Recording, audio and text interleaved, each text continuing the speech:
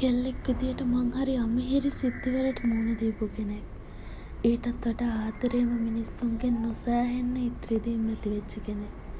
හැමදේම තුරුළු කරන් ඔයා එක්ක එක කාලෙක පටන් ගත්තු මේ ගමන ඇතුලේ අමිහිරි කටුක දරාගන්න අමාරු ඉත්‍රිදීම් අවස්ථා නොසෑහෙන්න තිබ්බා. ඒ ඔක්කොමත් එක්ක පහුවදාට වෙනදටත් වඩා ආදරෙන් ඔයා මම ඉන්න පුරුදු වෙලා හිටියා.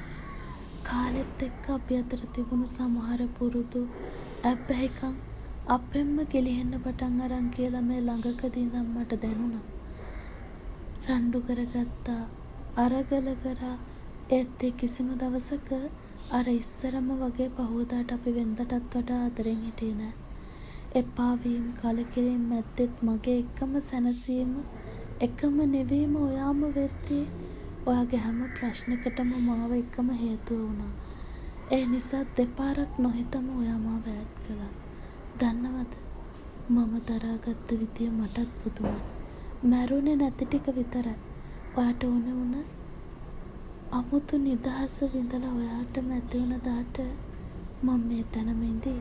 හැබැයි මේ විදියට නෙවෙයි. හිස් හැඟීම් ගොඩක් එක්ක හුස්ම වැටෙන නිසා ජීවත් වෙන ගෑණියෙක් විදියට. ඉතින් මම ප්‍රාර්ථනා කරන්නෙම මට ඒ රිදුනටත් වඩා ඔයාට මල් පිපෙන්න ඕනේ.